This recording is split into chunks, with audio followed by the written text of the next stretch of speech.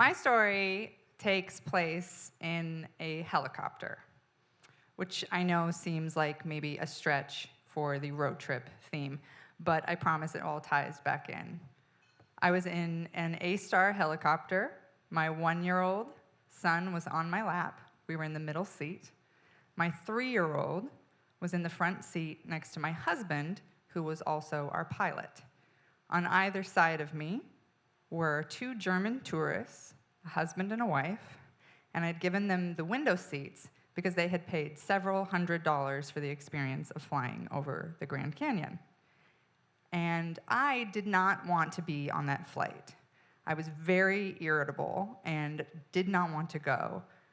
But the German tourists were so excited that before our skids had even left the ground, they had taken probably 700 pictures of me, of my son, of my husband, of the ground, of the panel. They were so into it. They were so excited. And they asked me why we were there, and I told them, oh, my husband is the pilot. These are my sons. We fly with him sometimes. And they were so into that. It was like we were rock stars. They were so excited. So we take off. And just to give you a little backstory here, so I married a helicopter pilot when I was 20, thinking that this was going to be this grand, glamorous adventure, that we were going to go to exotic places, that I just sort of pictured myself in like a red sarong on white sandy beaches, just going cool places all the time. And instead, I ended up in a 22-foot motorhome with 2 kids in places like Gulfport, Mississippi. And we lived in that motorhome for almost 4 years with 2 little kids.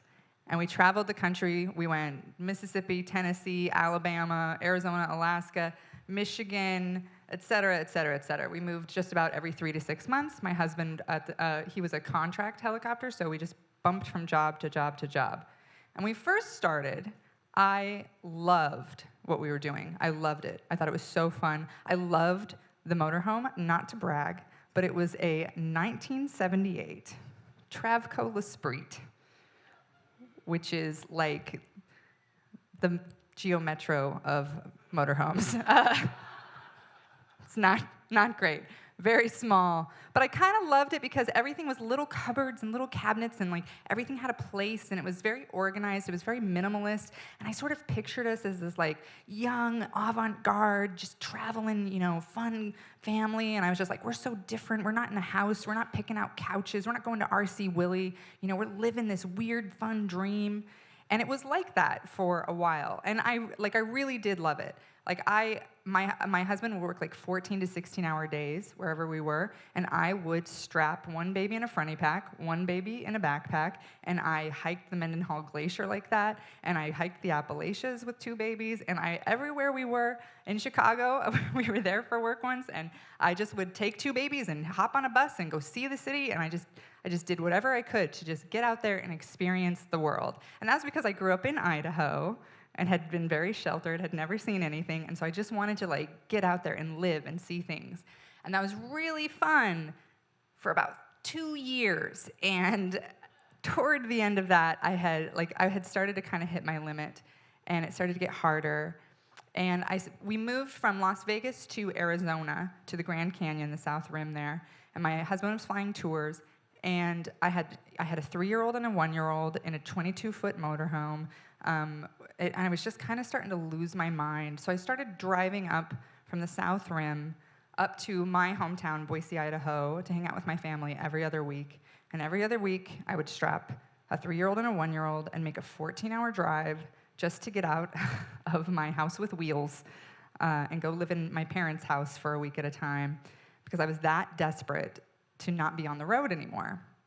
So on one of these drives, right before I left, we had the Travco L'Esprit. One of the poor engineering problems with that is that you have to manually dump the wastewater tank. A lot of the newer ones, you just plug that into the sewer, and when you need to flush, you just flush. This had a wastewater tank that when it was full, you had to plug a hose in to the wastewater tank, plug it into the sewer, go in there with your elbow-length gloves, and flip the thing, and all the shit would go down the tube, and you could hear it, and you could smell it, and it would leak, and it was horrific. And my husband and I had had some very heated debates about whether this was his job or my job. And I'm not gendering this, but that is clearly fucking man work. That is, I'm sorry, Portland, but that is not a tiny petite lady job. I'm not doing it. It was so gross. It required a great deal of hand strength to get the thing on. And my ex-husband wouldn't do it. If it got full, it would back up. And so one day, I was supposed to go up to Boise in a couple days, and I was like, hey, will you please empty the wastewater tank before you go to work? And he was like, no. And I was like, I really need you to empty that wastewater tank. Like, I'm at my limit with this motorhome. And he was like, I'm not doing it. You do it. And as he was leaving, in my finest moment, I think as a wife, I yelled at him, I am fucking the next man who empties this shitter.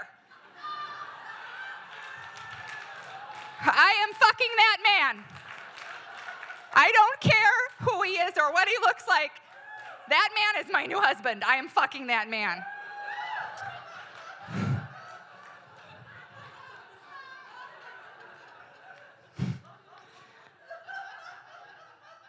And he said, go for it. And I was pissed. And so instead of fucking the next man who emptied the shitter, I packed up my kids and I left. And I went up to Boise. And I texted him on the way up and was like, we're heading up 2 days early. The shitter better be empty when I get home. So we drove up to Boise. We spent a few days there cooling down. He texted that he was sorry. We're texters. Real warm relationship. On the drive home, my son, when it was time to get back in the car, my 3-year-old, when I strapped him into his car seat, yelled, we're a road trip! Yay, we're a road trip! And I was like, oh my God, we're not just on a road trip anymore. We are the road trip. Like, we have morphed. We've gone full in. We're the road trip now. And I was just like, I can't do this anymore. I can't. And at one point, I stopped with my sons.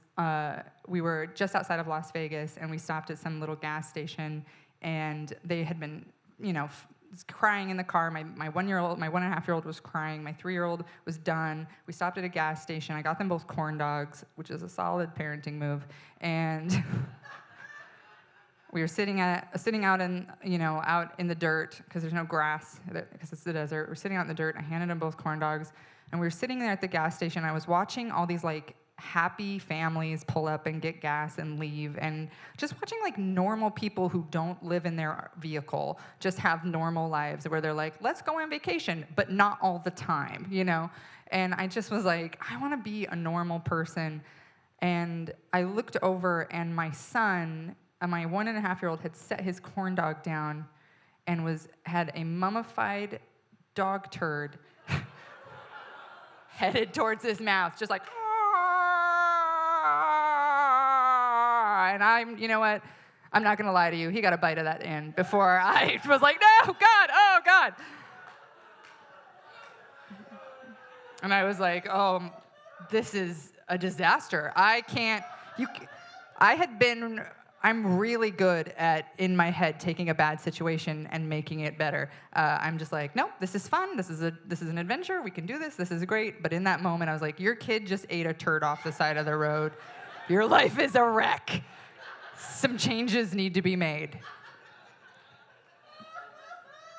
So we got back to the Grand Canyon. My kids and I, we've been driving for 3,000 years. And we get back, we go to the Grand Canyon to pick my husband up from work. And when we get there, he's like, there's extra spots on this flight. Why don't you hop on? I'm like, I've had a bit of a day, and I don't want to fucking see the Grand Canyon right now. I just don't care. And he's like, it's majestic, it's beautiful. This is one of the perks of my job is you get to hop on flights. And I'm like, I've been hopping on flights for 3 years now, and I'm over it. I don't care how pretty the world looks from 2,000 feet up. I want a bathroom that doesn't have a paper door is what I want in my life right now.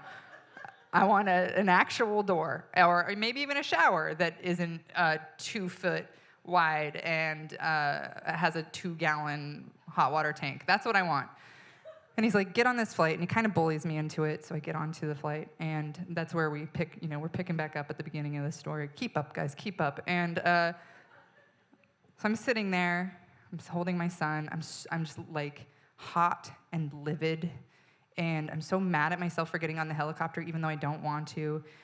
But these 2 German tourists are so excited, and they're asking me all these questions about my life and about travel, and they're like so amazed by our story, and they're so impressed with my husband, and we take off over the pines, and I don't know if you've ever done this flight. If you haven't ever flown the Grand Canyon, I hate to admit it, but it is amazing, and you come up over the lip of the Grand Canyon, and right when you get to just the edge, you go from about 1,000 feet to several thousand feet. There's this huge drop, and they purposefully take the helicopter and drop it into the canyon. And it's like terrifying and exhilarating. It's a really amazing thing.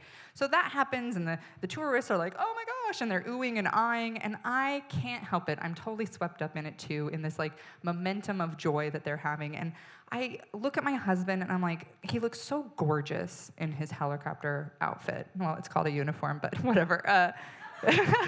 This little outfit, he's so cute. He's got this amazing, he's so muscular, and he's beautiful in this uniform. And he's in the headset giving this tour, all bullshit. He's a liar. He would just make up things. It's the thing you should know about him. Just making up a bunch of nonsense, Oh, they have goats in the bottom. No, they don't. They do not have goats. What are you talking about? He was just making stuff up, but these tourists are just eating it up. They're loving it. They just think he's a total rock star. They love us. And I'm like, you know what? Maybe this is really cool. Like, maybe this is a really amazing, beautiful life. Like, maybe I'm not having the right attitude. It's me, Like, maybe this is such a cool experience, and I'm having a bad attitude and ruining everything. And in this moment, like, we were right over the Little Colorado River, which in Native American lore is like the Navajos believe that that's like the birthplace of all creation, and it's like a sacred spot for rebirth ceremonies and stuff. And so I was like, oh man, I'm right here, and I'm having this like rebirth of love, and my heart just like went to capacity with love for my husband and with love for my life, and I was just so grateful for everything. And right then, my 1.5-year-old nuzzled his little head into my chest and puked corn dog all over me, just all right down my front. And I didn't want to ruin the experience for the German tourists who they didn't notice. They were taking pictures at the window. And so I opened my shirt and I just let him puke down into my bra. Just so much, you guys. Dog shit and breast milk and hot dog and just so much vomit down the front, just into my bra, just trying to contain it as best I can, trying to be polite. And I'm trying to like shove his face down. He's screaming. He's so mad at me. He's trying to push away. He's getting puke everywhere. So we leave out of the Grand Canyon. The tourists turn back around. They see that I am a mess, and they're like, "Oh God!" And I'm like apologizing. I feel so bad. They've spent probably like $500 on this flight, and I'm like apologizing. I'm like, I'm so sorry. My son is having a complete meltdown and rubbing vomit on both of them. He's covered in it. He's like, rubbing, just coating the whole back seat in vomit, and it is on the floor, and it is in my bra, and it's a 15-minute flight back from the middle of the canyon back to base, and that is there's no AC in that helicopter. It is a hot, vomity flight. It is so rank, and I just keep being like, I'm so sorry, I'll see if they'll give you a refund. I apologize. This is the worst day of my life. And they're clearly annoyed, obviously. So we land, and as we're coming to the base, I'm like, that was it for me. I am done. I am like leaving. I cannot take another thing. So we land. My husband lands the helicopter. We get out. I'm kind of waiting for these tourists to clear out so that I can tell him that we're through. We're done. This is the end of this. But instead of leaving, the wife, she comes over and she's like, "Can I get a picture of your family all together?" And I'm like, "Are you serious right now? You want to commemorate this disaster? And she was like, yeah, yeah, yeah. So she lines us up in front of the helicopter. And I just want you to picture this beautiful photograph. I am covered in puke. And I think, like, you can see that I am a level of mad very few people have achieved in their lifetime. And I'm holding my baby, who is the same. He's also very mad and covered in puke. And my 3-year-old is like all thumbs up. He had a great flight. Front seat was fantastic. Thanks so much. Really fun. We're a road trip. And and my husband is standing there, and he's like, fuck. So she takes our picture, and then she comes over and she hugs me. Puke and all, she just hugs me. And then she shakes my husband's hand, and she says, in her adorable German accent, which I won't try to do, but she says, I did not like that. I did not like that. I did not have a good time. But thank you so much for the story.